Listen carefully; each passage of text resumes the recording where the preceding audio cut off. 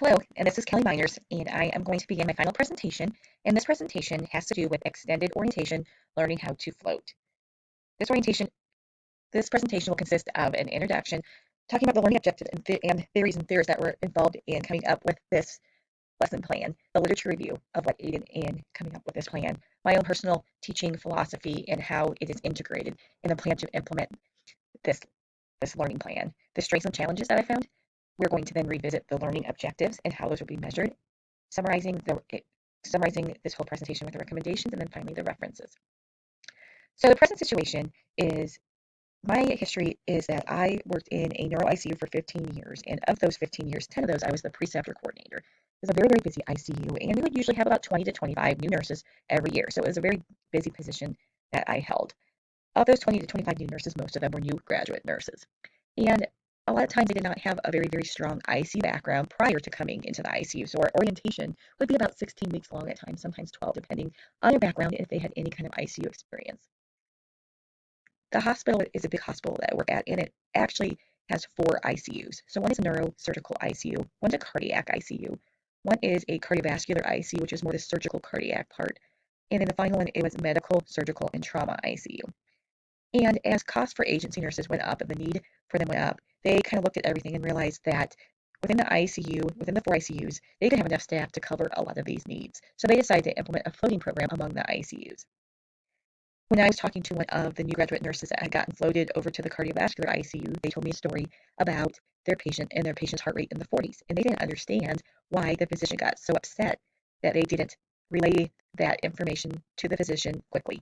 Because in neuro ICU, if the patient has a heart rate in the 40s, as long as their blood pressure is stable, we really don't worry about it, because most of our patients do have edema in the brain and they're putting pressure on the brainstem, which will in fact usually lower that heart rate. So there's a lot of new grads in the ICU, a lot of them lack experience, and they're starting to float to these other ICUs with very, very different ways of taking care of patients. So I was thinking there is an education need there. One of the articles that I found was a survey did in 2004, and it was a very strong survey that they did. It's the Casey Fink survey, and they did the survey and they wrote a big paper up about it. And a lot of nurse residency programs will look at this because it was so instrumental in showing the need for support during that first year. So during the first year, many nurses have lower self-confidence. They had a hard time organizing and their shift and prioritizing. They had a lack of acceptance among peers, hard time speaking with physicians. A lot of them thought the expectations were too high for the patient-staff ratio. So you have all this pressure on a new nurse in just the unit they're learning to orient in. And then you're going to put them in a whole other unit, and all of this, in my opinion, is going to start over for the most part. And that's going to be a really, really a hard situation to be in. So a lot of times that would decrease their job satisfaction and increase personal anxiety, among other things. So my audience for this class is going to be new graduate nurses. And some of the attributes that they bring to the table is experience. So as you will see later in my plan, we will talk about when this education would start. It's not going to start right in the beginning. They're going to have a lot of empathy for each other, for their peers, and for their patients, and self-understanding. The other thing is the education environment. It's mainly going to be a clinical environment, but there will be, I will suggest a one-time classroom environment that would help as well.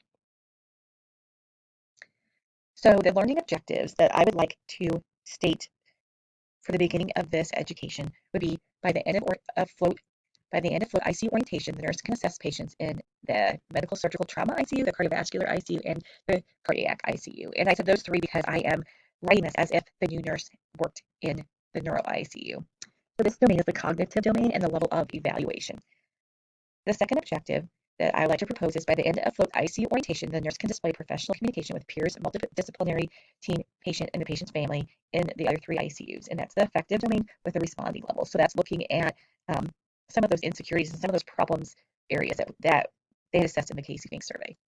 The next 2 objectives are, by the end of float ICU orientation, the nurse can explain the top 5 major diagnoses and interventions of the patient population located in each ICU. So that's a cognitive domain and of the understanding level. This is where this will be implemented in 2 different ways, with the actual didactic in the classroom and in the clinical environment. The last objective that I'm proposing is, by the end of float ICU orientation, the nurse can find the code cart, the supplies, the midroom, resource items, break room, and bathroom in the other ICUs. So this is more of a psychomotor domain, and the level is the mechanism. I think these 4 objectives would give a nurse a good starting ground in order to feel somewhat comfortable going to some of these different ICUs. So the theory that I am basing this off of is social cognitism. Um, Vygotsky is one of the founding people for this theory, and it intertwines cognitive learning with social learning. So what I'm thinking for this is when you are expected to perform very highly technical cares to acutely ill individuals, the comfort from social interaction and being familiar with your environment would aid in the success of this learning plan.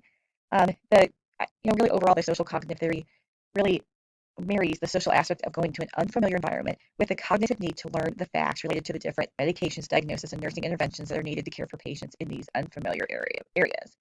Social cognitivism also encourages students to learn outside their experience with the help of a preceptor. So you can see that this is not their base experience level. And this is another reason why I think this theory would be very, very important for this learning experience.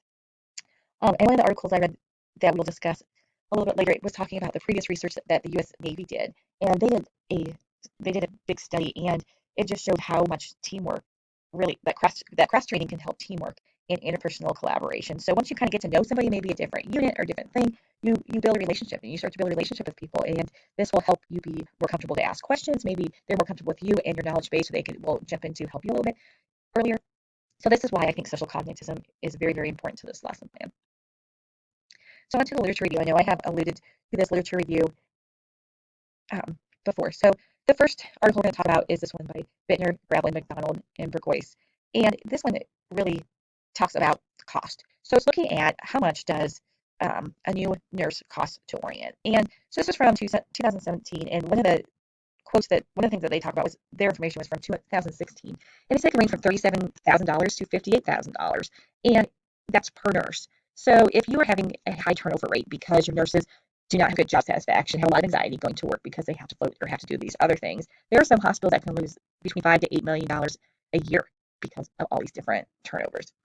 Turnover rate for newly licensed nurses could be about 17.5% at year one, 33.5% at year two, and as high as 43% within the first years of employment. So I thought this article was was good to put into this because it just talks about how important that maybe this program could be to help to increase the level of retention, and to just point out the fact that trying to train a new nurse is very, very expensive and a lot of work. The next article I want to talk about is the one by DeLima, Murray, and Brett. So that's perceptions of risk and safety in the ICU. So this talks about the cognitive processes that go on with nurses in the ICU. And one of the things that this article talks about is how to deliver optimal care. And it really talks about how interpersonal relationships among team members could be strained because of conflicting priorities, um, maybe because they feel like another nurse doesn't quite know what she's doing. So it is a burden to them because they don't know where the bathroom is, they don't know where the supplies are, they can't find anything. And the nurse that's going there, when you're looking at this article looks at the social cognitive theory as well, and it talks about just that interpersonal relationship and how important it is to be successful somewhere. The third article that I would like to discuss right now is the one that I discussed earlier with the Fink, Casey, and Good, and it talks about the graduate nurse experience, and it talks about the residency program outcomes. And I just think that this article shows that one way to alleviate negative outcomes is by creating a more formal critical care process for nurses.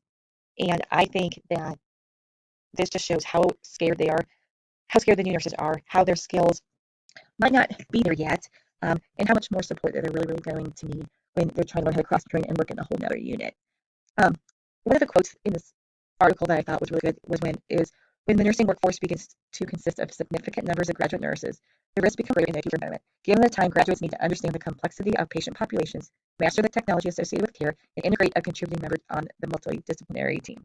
So it just shows that these nurses need a lot of support, and when you're changing their environment under them, they kind of almost start all over.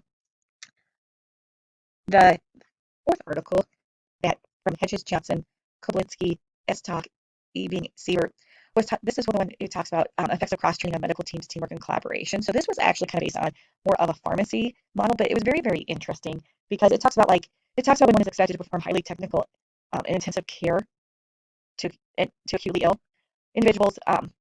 That perceived comfort from social interaction and familiarity would aid in the success of the learning plan. So this kind of looking at the cognitive theory again, and talking about how if you are in a stressful situation or an uncomfortable situation, you're not going to be able to learn very well, and you're not going to retain the information learned. And if you put somebody into a more nurturing environment and a more familiar environment, they're going to end up doing much, much better. The final article um, was from Walton Lindsay and Hales and Rook, and it talks about turnover rates with newly licensed nurses. And this one talks was very, very interesting because it just talks about it kind of backs up the Casey Fink article with just how important supporting these nurses and giving them the education that they need in order to feel supported really helps with retention. So the philosophy that I really seem to like to implement is that it's just I really believe that educators have such an incredible responsibility to put everything they can into forming their education. But I also think that the individuals that are being educated need to reciprocate that effort. I feel like we as educators have a moral and personal obligation to use evidence-based practice for the information that we are teaching. I never want to teach somebody that I don't have the facts to base what I'm teaching. Also, I also hope to put in a variety of learning activities in all the teaching that I do. I know that people do not learn the same way. We have learned that there are many different generational studies and just through your own personal experience of seeing how people learn. And so it's so important to try and implement different ways that you can help others learn and help everybody learn. So my plan, after I read all those articles and kind of thought about what I had seen in the neuro ICU, the plan that I've come up with is for the new nurse to finish their home ICU orientation. So it could be 12 to 16 weeks, however long that orientation is. And after they finish their new orientation, they would then go on and work in the unit. So about 3 months post coming off orientation, so it'd be about 6 months of being a new nurse, then they would maybe start to be eligible to float. They could not float up until that point. So in that 5th month, so within a month prior to floating, they would attend a 4-hour class. And at this class, each ICU would have 30 minutes to present the most common diagnosis and treatments and interventions that they use, and maybe some tips and tricks.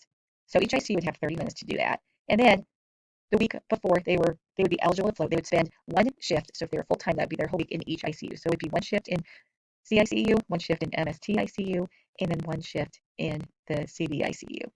And during that shift, they would have a set of objectives that they would have to do. They would have to learn how to assess that patient, like we had talked about earlier. They would have to learn where things were located on the unit and just kind of build some personal relationships so they would have somebody to help them and see some familiar faces. And then after they completed all this, they would be eligible for floating to the ICUs after this orientation would be complete.